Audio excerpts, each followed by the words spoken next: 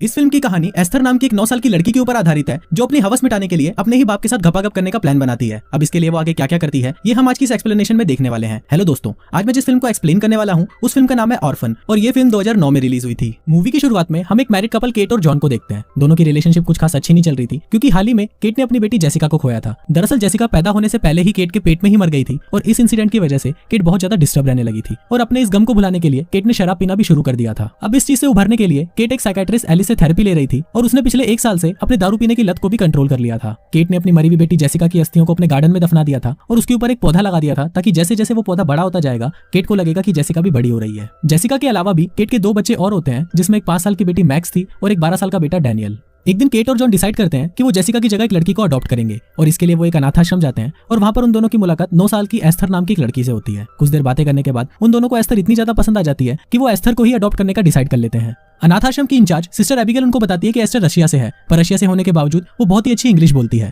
Sister Abigail उनको ये भी बताती है कि जो फैमिली उसे यहाँ पर लेकर आई थी वो एक फायर एक्सीडेंट में मर गई थी और उस एक्सीडेंट में एस्थर बहुत ही मुश्किल से बची थी। इसके साथ साथ एस्थर बहुत ही ज्यादा होशियार है और अपने उम्र के बच्चों से कई ज्यादा आगे भी है। ये सभी बातें केट और जॉन को बहुत अच्छी लगती है और वो एस्थर को अपने घर ले आते हैं। घर आते ही एस्थर केट की छोटी बेटी मैक्स से बहुत जल्दी ही घुल मिल जाती है और वो उसे बातें करने के लिए साइन लैंग्वेज भी सीख जाती है। दरअसल मैक्स को पैदा होने के साथ ही सुनाई देना बंद हो गया था, इसलिए सभी लोग उससे साइन लैंग्वेज में बात करते थे। दूसरी तरफ उनके बेटे डैनियल को एस्थर बिल्कुल भी पसंद नहीं आती क्योंकि जब से एस्थर घर पर आई है जॉन और केट अपनी सारी अटेंशन एस्थर को ही दे रहे थे और इसी वजह से डैनियल एस्थर से जलने लगता है। एस्थर के घर आने से केट बहुत खुश होती है और उसको लगता है कि अब जाकर उसकी फैमिली कंप्लीट हुई है। अब केट काफी ज्यादा रिलैक्स फील करने लगती है और उसका और जॉन का रिलेशनशिप भी वापस नॉर्मल होने लगता है। उसी रात हम केट को देखते हैं जो बहुत ज्यादा मूड में होती है। फिर केट जॉन के पास आती है और उसके साथ गपागप करना शुरू कर देती है, पर तभी वहां पर एस्थर मैक्स को लेके आ जाती है और बोलती है कि हमें बाहर बिजली के कड़कने से बहुत ज्यादा डर लग रहा है। फिर केट मैक्स को अपने पास सुला लेती है और एस्थर जाकर जॉन के पास हो जाती है। अगले दिन हम डैनियल को देखते हैं जो अपनी टॉय गन के साथ खेल रहा होता है। खेलते हुए डैनियल एक कबूतर को शूट कर देता है जिससे वो कबूतर वहीं गिरकर तड़पने लगता है। तभी वहां पर एस्थर मैक्स के साथ आती है और वो डैनियल को एक पत्थर देकर बोलती है कि इस कबूतर को मार दो क्योंकि अगर वो कबूतर यहीं पड़ा रहेगा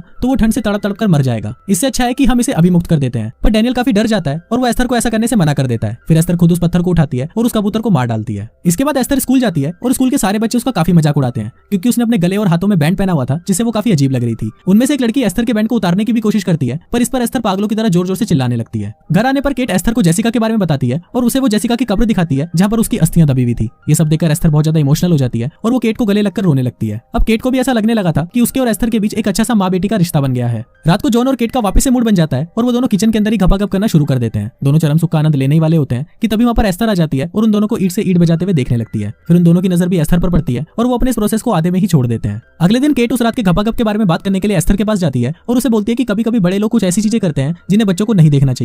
इस पर एस्थर केट को बोलती है कि मुझे पता है कि आप लोग संभोग कर रहे थे। ये सुनकर केट चौंक जाती है और वो जॉन को जाके बताती है कि इस लड़की को गपागप के बारे में सब कुछ पता है। इस पर जॉन केट को बोलता है कि इसमें कोई बड़ी बात नहीं है, शायद उसने ये सब स्कूल में या अपने पिछले माँ बाप से सुना होगा। इसके बाद जॉन एस्थर और मैक्स को पार्क में घुमाने के लिए लेके जाता है और वहां पर एस्थर उसी लड़की को देखती है जिस लड़की ने उसे स्कूल में काफी परेशान किया था। एस्थर पहले तो उस लड़की को बस घूरती रहती है जिससे वो लड़की थोड़ा अनकंफर्टेबल फील करती है। इसके बाद जब वो लड़की स्लाइड पर जाती है तो एस्थर पीछे से आकर उसको धक्का दे देती है जिससे वो लड़की नीचे आकर गिरती है और उसका एक हाथ टूट जाता है। रात को डिनर करते वक्त जब केट और जॉन एस्थर से उस लड़की के बारे में पूछते हैं तो एस्थर उन्हें झूठ बोलती है और बताती है कि उसने कुछ नहीं किया और वो लड़की खुद ही फिसल गई थी। यहाँ तक कि मैक्स भी एस्थर की साइड लेती है और वो बताती है कि वो लड़की खुद गिरी थी। अगले दिन केट एस्थर और मैक्स के साथ शॉपिंग करने जाती है। तभी केट को सिस्टर एबिगेल का फोन आता है और केट सिस्टर एबिगेल को एस्थर के बिहेवियर के बारे में बताने लगती है। वहीं पर एस्थर मैक्स से पूछती है कि तुम्हारी मॉम फोन पर क्या बात कर रही है, तो मैक्स केट के लिप्स रीड करके एस्थर को बताती है कि तुम्हारे बारे में ही बातें हो रही है। उसी शाम सिस्टर एबिगेल केट के घर पर आती है और वो केट और जॉन को बताती है कि शायद उससे कुछ गलती हो गई है क्योंकि सिस्टर एबिगेल को भी एस्थर के पास्ट के बारे में कुछ भी नहीं पता था। फिर सिस्टर एबिगेल बताती है कि शायद एस्थर के साथ कुछ प्रॉब्लम हो सकती है क्योंकि अनाथ आश्रम में जब भी कुछ गड़बड़ी होती थी तो उसके आसपास हमेशा एस्थर होती थी, पर उस पर कभी भी शक नहीं किया क्योंकि वो हमेशा लोगों को अपनी बातों में फंसा लेती थी। अब ये सब बातें सुनकर केट बहुत ज्यादा परेशान हो जाती है, पर वहीं पर जॉन सिस्टर एबिगेल की किसी भी बात पर विश्वास नहीं करता। दूसरी तरफ एस्थर छुपकर उन सभी की बातें सुन रही होती है और इसके बाद वो भागकर सीधा मैक्स के पास जाती है और उससे वो डैनियल की ट्री हाउस की चाबी और उसके डैड की छुपाई हुई बंदूक ले लेती है। थोड़ी देर बाद सिस्टर एबिगेल जब उनके घर से निकलती है तो वहां पर एस्थर भी मैक्स को अपने साथ लेकर उसके पीछे जाने लगती है। फिर एस्थर अचानक मैक्स को धक्का दे देती है और उसे सिस्टर एबिगेल के कार के आगे फेंक देती है जिससे उनकी कार का बैलेंस बिगड़ जाता है और वो कार सीधा बर्फ में जाकर फंस जाती है। फिर सिस्टर एबिगेल मैक्स को देखने के लिए कार से बाहर आती है और जैसे ही वो मैक्स के पास जाती है तभी पीछे से एस्थर एक हथौड़ा लेकर आती है और उसे सिस्टर एबिगेल के सर पर मारकर उन्हें मार डालती है। फिर एस्थर मैक्स को लेकर ट्री हाउस में जाती है और वहां पर उस हथौड़े को छुपा देती है। फिर एस्थर मैक्स के साथ उस ट्री हाउस से बाहर निकलती है और वहां पर डैनियल उन दोनों को ट्री हाउस से बाहर आता हुआ देख लेता है। एस्थर की भी नजर डैनियल पर पड़ जाती है पर डैनियल उसको देखकर छुप जाता है। रात को डैनियल जब सो रहा होता है तो तभी वहां पर एस्थर एक कटर लेकर आती है और डैनियल को धमकी देती है कि अगर तुमने किसी को कुछ भी बोला तो वो उसका छोटा चेतन काट देगी। अगले दिन जॉन और केट एस्थर को एक काउंसलर के पास लेके जाते हैं और वहाँ पर एस्थर उस काउंसलर को अपनी बातों में फंसा लेती है और ऐसा दिखाती है कि वो बहुत अच्छी लड़की है। फिर वो काउंसलर जॉन और केट को बताती है कि केट एस्थर को ज्यादा टाइम नहीं दे पा रही और इस वजह से उन दोनों के बीच में अच्छी बन नहीं रही।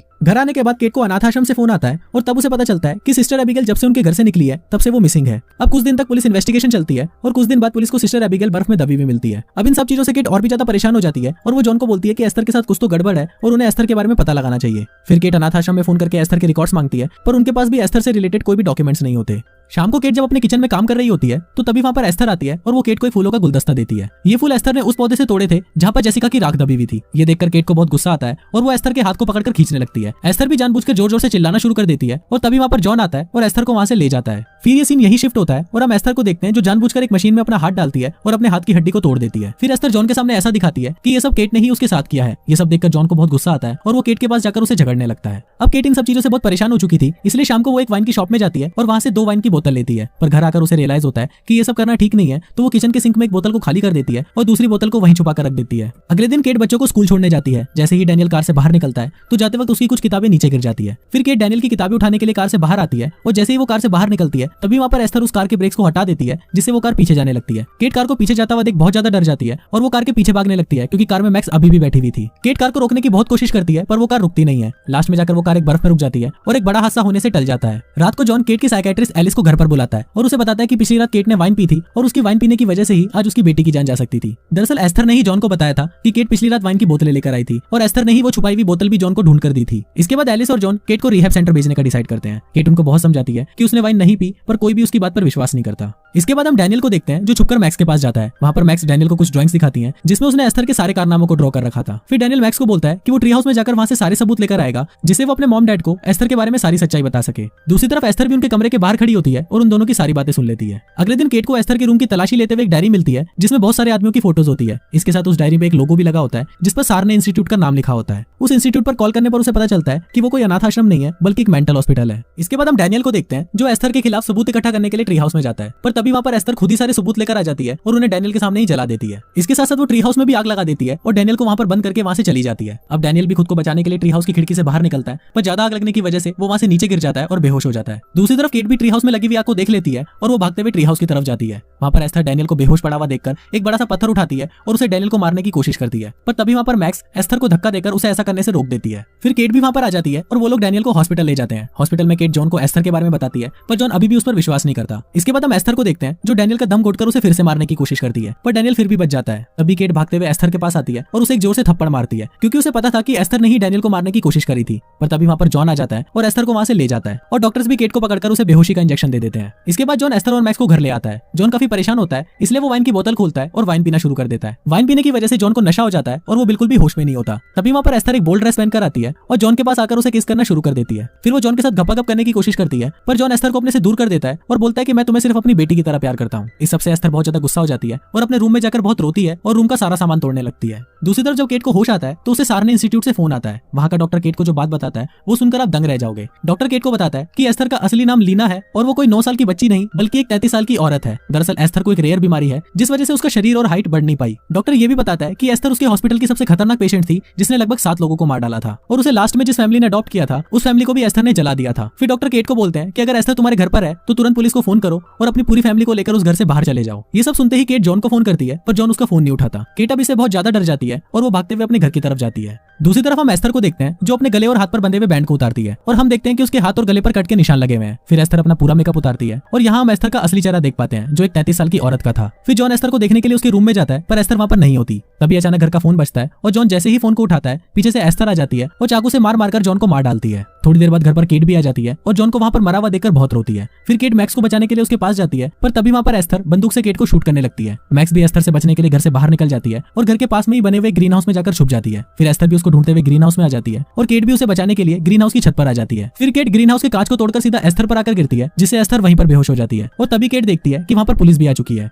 फिर केट मैक्स को लेकर वहां से बाहर निकल जाती है और जैसे ही वो दोनों घर से थोड़ा दूर जाते हैं वहां पर एस्थर फिर से आ जाती है और केट पर हमला करने लगती है। एस्थर केट को चाकू से मारने की कोशिश करती है और अब यहाँ केट को भी अपने आप को को बचाने में बहुत मुश्किल हो रही होती है। तभी मैक्स वहाँ पर पड़ी हुई बंदूक को उठाती है और उसे एस्थर को गोली मारती है, पर वो गोली सीधा जाकर बर्फ पर लगती है जो नदी के ऊपर जमी हुई थी। फिर वो बर्फ वहाँ से टूटने लगती है और केट और एस्थर दोनों पानी के अंदर चले जाते हैं। फिर पानी के अंदर केट एस्थर को धक्का देकर वहाँ से बाहर आ जाती है, पर एस्थर ने बाबा बंगाली का चूरण खाया था, इसलिए वो वापस से बाहर आ जाती है और केट का पैर पकड़कर बोलती है कि मम्मी मैं मरना नहीं चाहती। इस पर केट उसे बोलती है कि हाँ मेरी बेटी आजा, और केट उसे एक लात मारकर सीधा पानी के अंदर गिरा देती है। फिर केट मैक्स को अपने साथ लेकर वहाँ से चली जाती है और कुछ इसी तरह से ये फिल्म यहीं खत्म हो जाती है।